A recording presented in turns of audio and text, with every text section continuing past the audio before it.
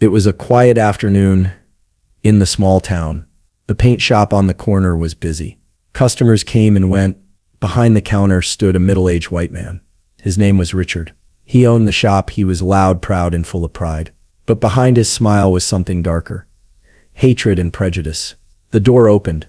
An elderly African woman walked in slowly. Her skin was wrinkled. Her clothes were simple. She held the hand of a young boy. He looked neat and calm. His eyes were sharp, but he stayed quiet beside her. They walked to the counter. The woman smiled gently. "Please, sir," she said kindly. "I need a small bucket of white paint for my kitchen walls." Richard looked at her. He smirked. His voice rose so everyone could hear. "Oh, white paint?" he said with a laugh. "Maybe you can use it on your skin too. Might help you look cleaner." The shop fell silent. No one laughed. A young couple standing nearby looked down. One man shook his head and walked out, but Richard kept smiling. The old woman said nothing. She just looked at him. Her eyes didn't show anger, only sadness. Her grip on her grandson's hand tightened. The boy looked at the man for a moment, calm, cold, then looked away. Without another word, they turned and walked out. What Richard didn't know, that little boy was not just her grandson. He was something much more, and what was about to happen would change everything. Subscribe our channel and tell us country name where from you watching. Her name was Mama Grace. She had lived in the town for many years. People saw her often, but few knew her story. She came to the country many years ago. Her husband died in an accident when her son was just a baby. She had no family, no support, no money, but she had strength, and she had love. To feed her child, she cleaned houses, she mopped floors, she washed clothes for rich people who never looked her in the eye. Some didn't even say thank you. Still, she worked hard, every day,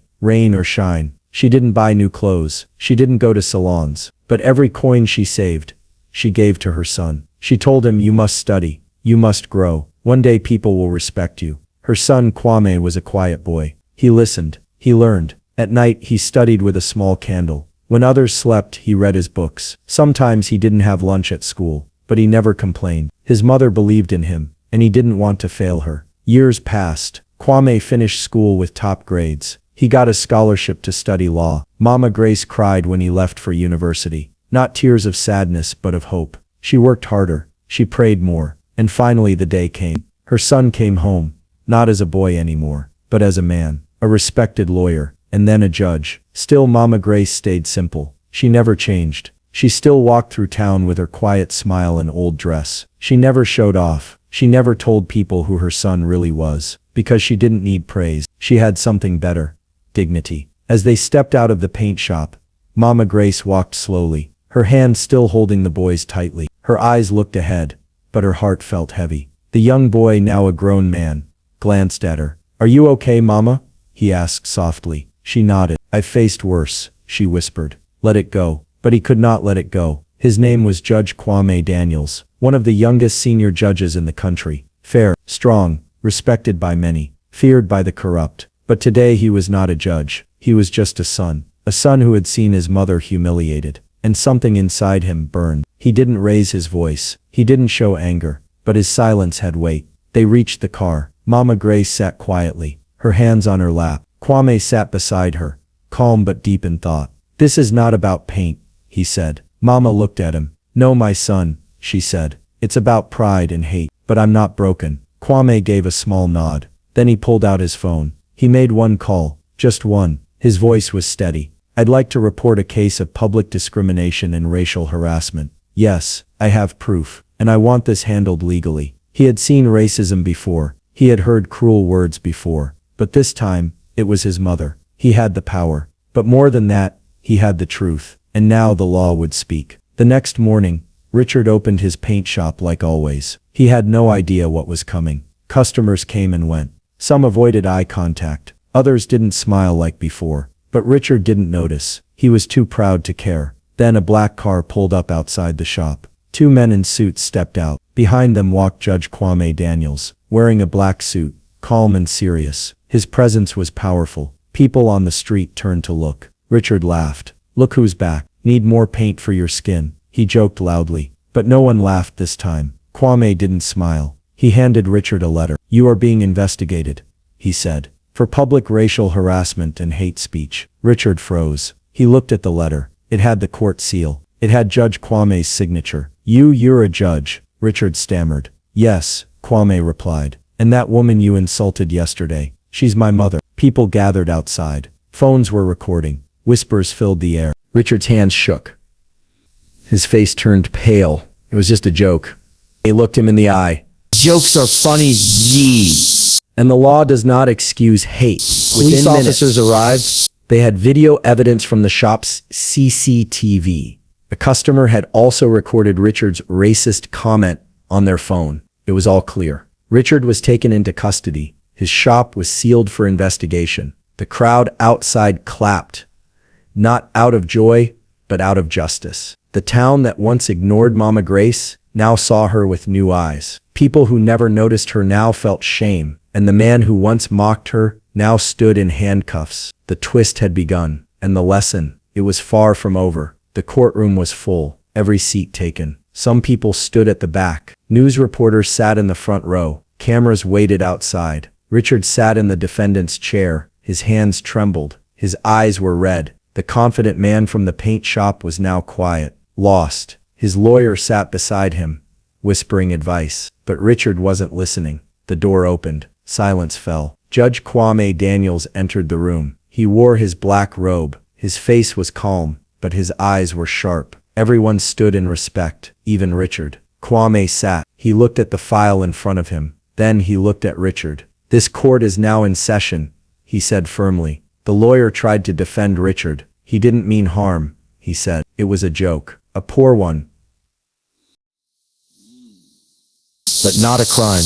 But the prosecutor stood and played the video. Richard's voice echoed through the room. Maybe you can use it on your skin too. Gasps filled the room. Some people shook their heads. Mama Grace sat quietly at the back, her hands folded, her eyes on her son. Kwame looked at Richard. You humiliated an old woman. In public. You mocked her skin, her identity. You did it with pride. You didn't apologize. You laughed, he said slowly. Richard looked down. He couldn't speak. You didn't know who she was. Kwame continued. But it should not matter. Every human deserves respect. The courtroom was still, not a sound. Then came the final words. This court finds the accused guilty of racial harassment and public discrimination. A fine will be paid, and community service must be done under supervision. In places that serve those you once insulted. The gavel hit the desk. Richard's face was pale. He had been judged, not just by law, but by truth. But the biggest shock was still to come. As people stood to leave, Kwame walked down from his chair. He went to Mama Grace. He knelt. He kissed her hand.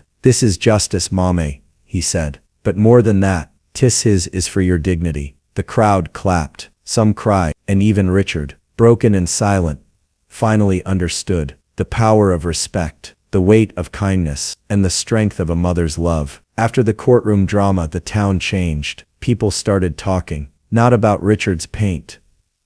Many who once laughed at his jokes now looked away when they passed him. His shop stayed closed. The signboard faded. Dust gathered on the windows. But something else began to grow.